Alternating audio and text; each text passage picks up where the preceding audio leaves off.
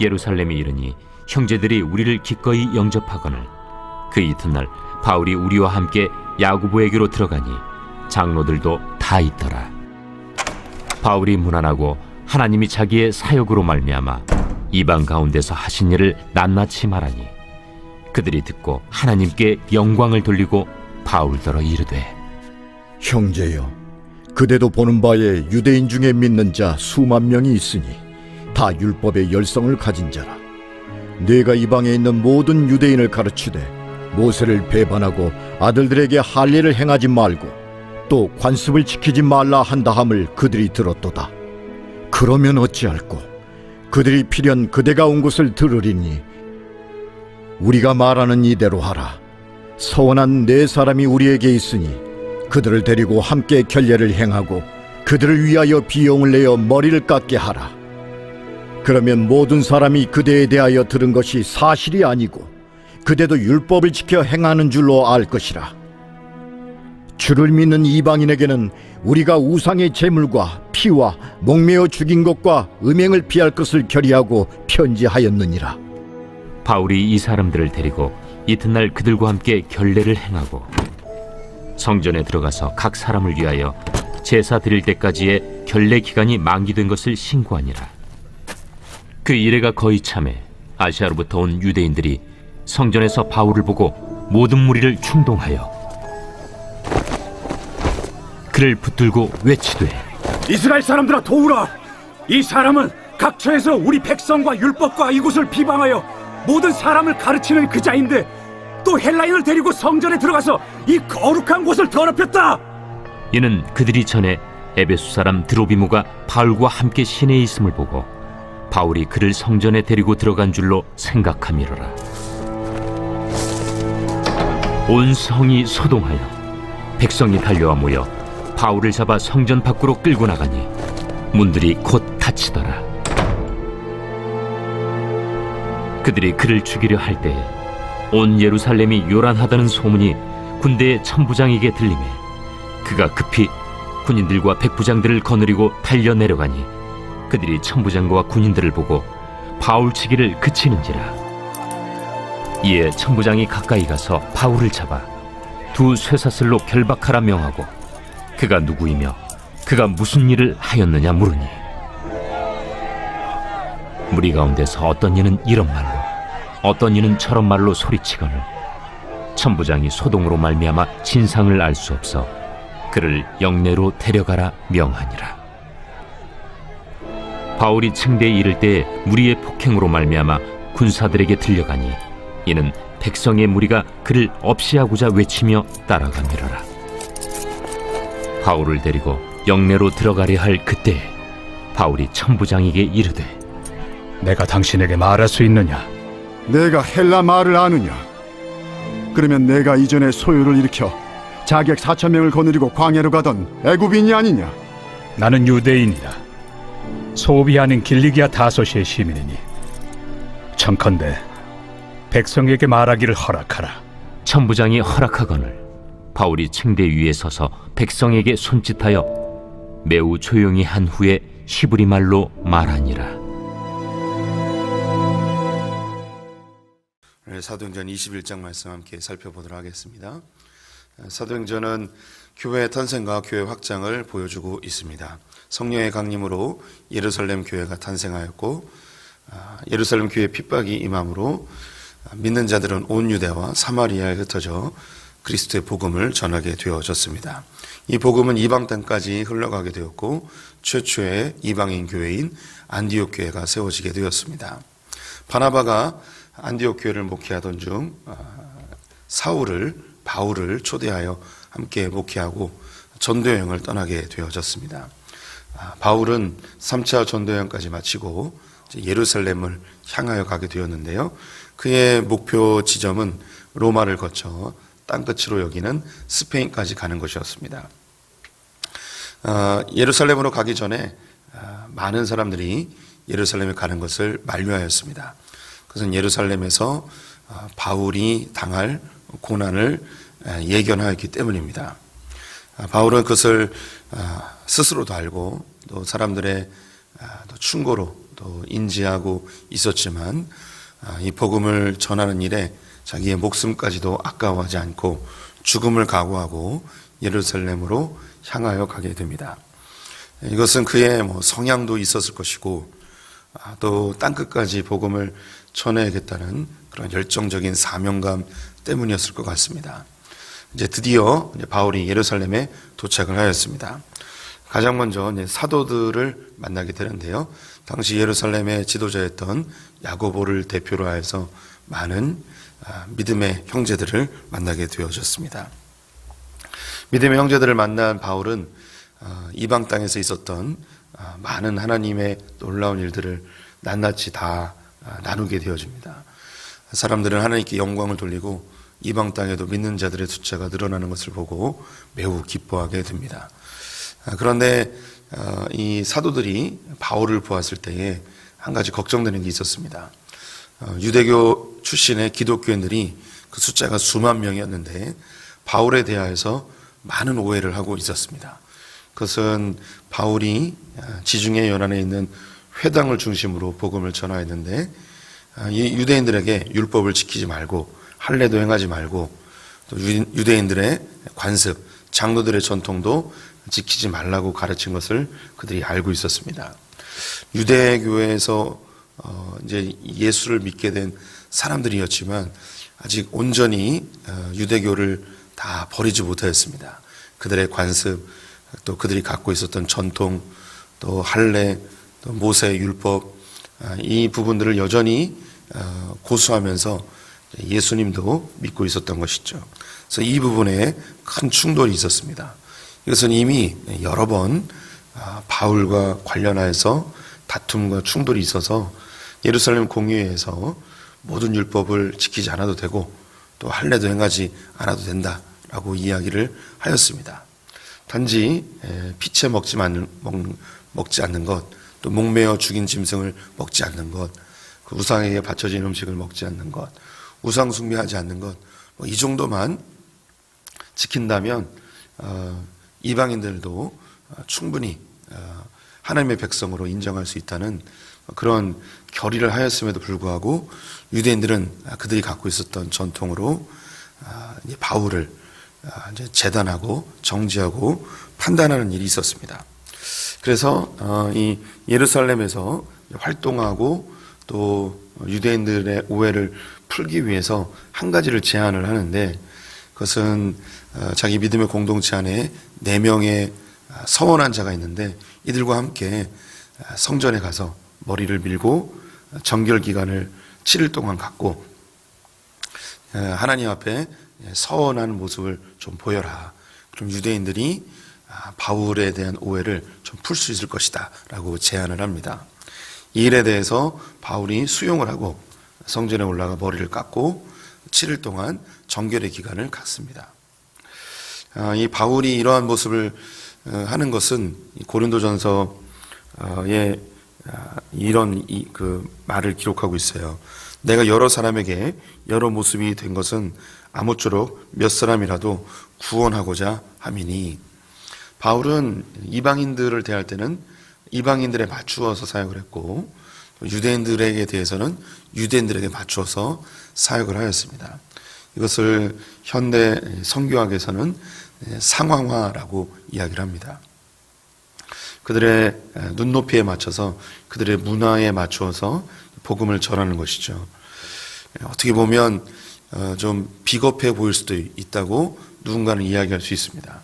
이방인들에게는 이방인처럼, 유대인들에게는 유대인처럼 한 가지의 길을 선택해서 주관 있게 행해야 되는 거 아닌가, 이런 비난을 할 수도 있겠지만 이 바울이 선택한 이 모습이 올바른 복음에 대한 태도입니다. 유대인들에게 바울의 행동이 걸림돌이 되어질 수 있습니다. 그래서 유대인들에게는 경건한 유대인의 모습을 갖추려 하였고요. 이방인들에게는 유대인의 율례나 법도를 그대로 강요하게 되면 이방인들은 그것이 무거운 짐이 되고 복음을 알기도 전에 율법으로 빠질 수 있기 때문에 이 율법을 제거하고 대하게 된 것입니다. 우리 성도님들에게 그 복음이 무엇인가라는 이야기를 이 사도행전을 통해서 누차 말씀을 드렸습니다. 그래서 복음은 내가 죄인이고 내 힘으로는 이 죄의 문제를 해결할 수 없어서 예수 그리스도의 십자가의 보혈로 나의 죄의 문제가 해결되었음을 고백하는 것, 이것이 복음의 핵심임을 말씀을 드렸습니다. 그런데 이 복음이 무엇인가 좀 더 분명하게 드러내기 위해서는 복음 아닌 것들을 이야기하면 복음이 더 명확하게 드러나게 됩니다. 그래서 복음 아닌 것이 무엇인가? 교회 안에 들어온 복음 아닌 것. 하나는 율법주의고 하나는 반율법주의입니다. 율법주의는 하나님 앞에 내가 어떤 외적인 행동들을 잘하면 하나님이 나를 구원해 주시거나 나의 소원을 들어주신다는 그런 생각입니다.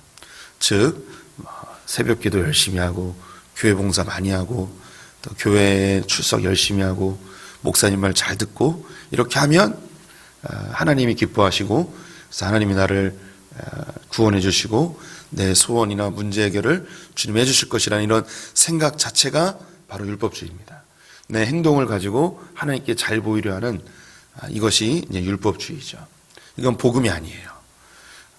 복음은 내 있는 모습 그대로 주님 날 사랑하시는 겁니다. 주님 날 사랑하실 때 어떤 조건도 따지지 않고 하나님이 그냥 있는 모습 그대로 예수 그리스도의 보혈로 정결케 되어진 내 모습 그대로를 사랑하시는 게 이 복음입니다. 그래서 우리는 교회에 오게 되면 너무 쉽게 종교화 되어질 수밖에 없습니다. 우리의 인간적인 내면이 우상 숭배를 너무너무 좋아해요. 그래서 우리가 너무나 선하고 너무나 아름다운 예배, 성경 말씀, 그리고 봉사, 헌신, 새벽 예배 너무나 아름다운 것들인데 이 아름다운 것을 가지고 우상으로 만드는 놀라운 재능을 우리가 갖고 있습니다. 이것은 우리의 어떤 공로도 되지 않습니다. 하나님께 받은 은혜의 반응일 뿐 이것은 우리의 공로나 자랑이 결코 될 수 없죠. 그런데 또 반대로 반율법주의가 있습니다.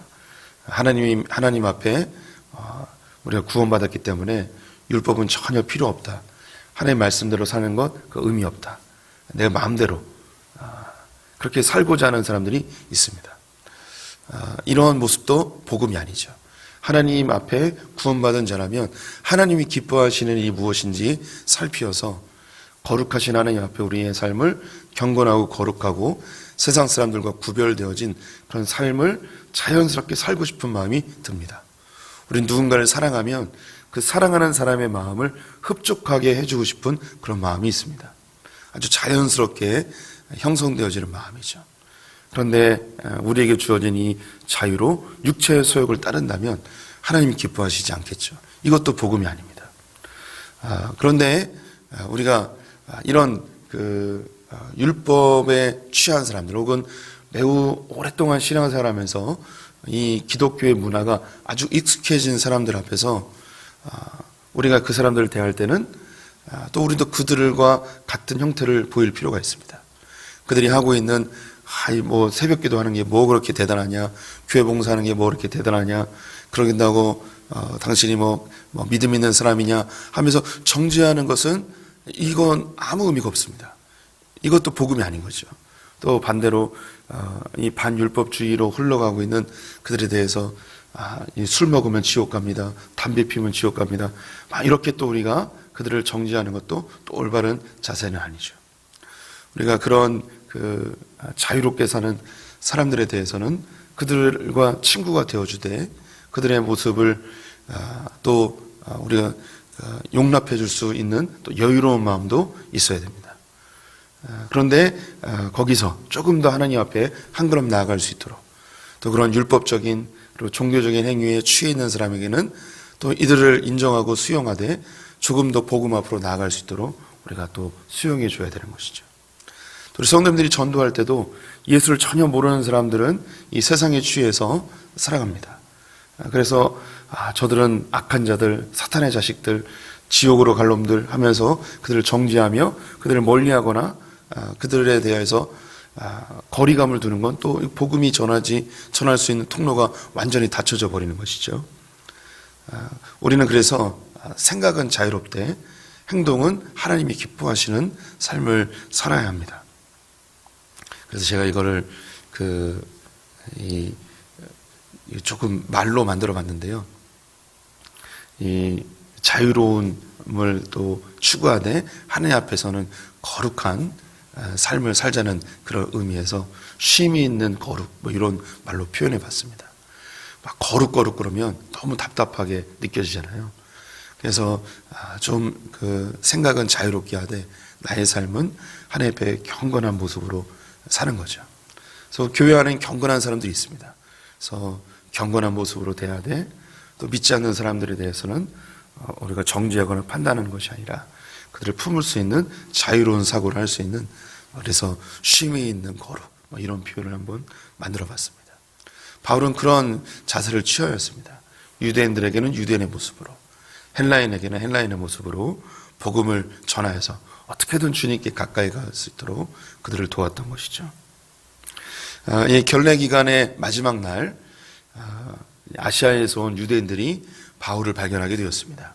바울이 예루살렘에 도착했을 때는 절기를 즈음하여서 도착했는데요. 어떤 절기인지는 나와 있지 않습니다. 아마도 6월절이 아니었을까 생각해 볼 수 있는데, 절기에 지중해 연안에 있었던 흩어진 유대인들이 예루살렘으로 모였는데 그 가운데 이 아시아에서 온 사람들이 있었습니다. 이 아시아라고 표현되어진 것은 에베소였을 것입니다. 그런데 이 바울과 함께 했던 일행 중에 에베소 사람 드로비마르라는 사람을 발견하고 이 사람을 성전에 데려간 것으로 그렇게 오해해서 이 사람이 헬라 사람을 이 성전에 데려와 성전을 더럽혔다라고 모함하며 이 바울을 죽이고자 합니다. 여기 성경에서 다 표현되지 않지만 엄청난 소란과 많은 사람들이 바울을 끌고 가 예루살렘 성 밖으로 내던지며 그를 폭행을 하였습니다. 엄청나게 매를 맞은 것 같습니다. 너무나 큰 소란에 천부장이 이 소란이 무엇인가 하며 조사를 하고 사람들을 동원하여서 매를 맞고 있는 바울을 발견하고 저놈이 분명히 나쁜 짓을 했기 때문에 저렇게 매를 맞고 있구나라고 생각해서 쇠사슬로 결박하여 그를 신문하려고 합니다. 그런데 층계를 올라가려고 하는데 얼마나 매를 맞았든지 그 층계를 올라갈 수 없는 상황이 되었습니다. 그래서 군사들이 그를 들고 층계 위로 올라가 천부장에게 인도하였죠. 이 천부장에게 바울이 이야기합니다. 내가 당신에게 말할 수 있느냐? 헬라말로 이야기하는 거예요. 천부장이 깜짝 놀랍니다. 아니 네가 헬라말을 할 수 있느냐? 그럼 혹시 네가 얼마 전에 소동을 일으킨 그 애굽인이냐? 나는 애굽인이 아니다. 유대인이다. 그리고 나는 소도시에서 태어난 자가 아니고 길리기아 다소에서 태어난 사람이다 라고 이야기하면서 할 수 있으면 내가 저 나를 때린 유대인들에게, 히브리인들에게 내가 한 말을 하였으면 좋겠다 라고 이야기하면서 이제 내일 보게 되어질 그 유대인들에게 하는 설교의 이야기를 보게 될 것입니다. 바울이 이제 성 밖으로 끌려가 유대인들에게 매를 맞아 죽을 뻔하였는데 하나님은 이 천부장, 이 이방인이죠. 천부장을 들어서 이 바울을 구해내는 일을 하게 되어집니다. 하나님은 이 약한 권세, 또 이방인들을 동원해서라도 하나님의 사람들을 보존하시고 구원해내시죠. 이 바울을 향한 하나님의 목적과 계획이 있어요. 이 목적과 계획이 성취되기 전까지는 하나님께서 그 목숨을 반드시 보존해 주십니다. 예수님이 이 베들레헴에서 태어나시죠. 그때 헤롯에 의해서 죽을 뻔합니다. 2세 미만의 아이들이 다 죽임을 당하게 되는데 하나님은 천사를 동원해서 이 아기 예수를 애굽으로 구원해내십니다. 그리고 헤롯이 죽은 이후에 베들레헴으로 돌아가지 않고 갈릴리 나사렛으로 가서 그곳에서 생활을 하게 하시는데 그 모든 것들이 예수 그리스도가 십자가의 사역을 완성하기 전까지 하나님이 예수님을 보존하신 모습입니다. 예수님은 하나님의 아들이지만 인간의 모습으로 오셨습니다. 그래서 연약한 아이의 과정을 거치셔야 되는데 그 과정 중에 하나님은 보존하시고 보호해 주십니다. 예수님을 보호하셨던, 보존하셨던 그 하나님께서는 모든 하나님의 사람들을 동일하게 보존하십니다. 그 보존하시는 목적은 우리를 향한 목적과 계획, 그것을 이루시기 위함입니다. 그것을 성경에서는 예정이라고 이야기하는데요. 우리를 향한 하나님의 그 예정하심, 그 목적과 계획이 완성되기까지 보존해 주시는 것이죠. 오늘 이 바울도 동일합니다. 훗날에 로마에서 그가 죽게 되어지는데 그때는 보호해 주지 않고 이때는 보호하십니다. 또 로마로 가기까지 큰 이 폭풍을 유라굴로를 만나는데 그 가운데서도 또 보존하시죠. 또 독사에게 물리는데도 사람들에게 치유하시면서 또 바울을 보호해 주시는 모습을 봅니다. 수많은 매를 맞고 또 많은 배고픔의 세월들, 강도의 위협들이 있었지만 모든 과정 가운데 하나님이 보호하십니다. 근데 마지막 로마에서는 그를 보호하지 않으시죠. 그것은 그곳이 바울이 사역하는 그 마지막 순간이었기 때문입니다. 우리 성도님들의 삶에 더 많은 하나님의 보호하심을 이미 경험하셨을 것입니다. 사람들을 통해서 혹은 또 환경을 통해서 사건 사고로부터 보호하시는, 질병으로부터 구해주시는 여러 보호하심을 경험하십니다. 그런데 어떤 순간에는 보호하지 아니하시고 죽음에 이르게 하실 때도 있습니다. 우리 모두가 다 그 과정을 겪게 되죠. 왜 안 도와주십니까? 왜 지켜주지 않으십니까? 그런 원망을 하실 수도 있습니다. 혹은 내 가까운 사람이 그런 고통, 너무 젊은 나이에 하나님이 데려가시기도 하고 큰 시련에 그냥 노출되어질 때도 있습니다. 그때 우리는 주님을 원망할 때도 있겠죠. 그런데 우리 성도님들, 하나님의 주권을 바라보셔야 됩니다. 하나님은 보호하시기도 합니다. 목적과 계획을 가지고. 그런데 하나님께서 그것을 놔두고 때로는 생명을 거두어 가실 때도 있죠. 다 사명이 맞춰진다면 그때 우리는 하나님의 부르심을 받게 될 것입니다. 제가 어제 한 목사님을 만나게 됐는데 이 목사님의 이제 간증을 좀 듣게 됐어요. 그 중에 한 가지가 대학에서 성경 공부 모임을 하게 되었는데 자기가 성경을 잘 몰라서 다른 성경을 잘 알고 있는 옆에 과 선배를 부탁을 했다고 합니다. 그래서 이 과 선배가 이 사람들 한 10대 명 모여있는 사람들에게 성경 공부를 하려고 하고 약속까지 다 잡고 이번 주에 모이기로 했대요. 근데 그 선배가 갑자기 못하게 됐다고 하면서 모임 와야 되는 상황이 되었다고 합니다. 그런데 이미 모이기로 약속이 되어졌고 성경을 가르쳐 주겠다고 했는데 가르치려는 사람이 없어졌으니까 굉장히 신의를 배반하는, 약속을 저버리는 그런 무책임한 상황이 된 거죠. 그래서 이 목사님이 그 대학생 때 예수도 잘 믿은 지 얼마 안 됐고 성경도 잘 모르지만 하나님이 그러면 가르칠 사람이 없으니까 네가 한번 해봐라 해서 가르치게 되었다고 합니다. 그런데 시간이 많이 지나서 한 2단 잡지를 보았는데 거기에 이제 JMS라고 정명석이라는 사람이죠. JMS의 상황을 소개하는 그런 2단 잡지를 보게 된 거예요. 그런데 거기서 신촌 7인방이라는 사람과 함께 정명석이 그 일을 시작을 했다는 거죠. 근데 이 신촌 7인방이 서울대학교와 이화여대에 있는 7명의 사람들과 함께 이 JMS가 시작됐는데 정명석 다음에 이름이 딱 나오는데 그 이름이 누구였냐면 그 과 선배였던, 옆에 과 선배였던 거예요. 그때 너무 정기가 왔다는 거죠.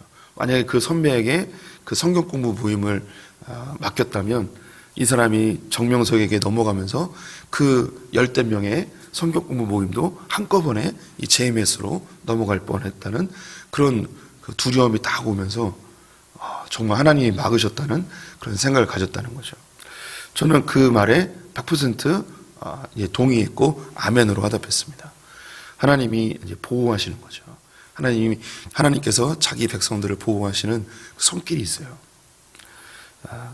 때로는 우리 성도님들에게 하나님이 전혀 안 계신 것 같고 우리를 방치해 놓는 것 같은 그런 때도 있습니다.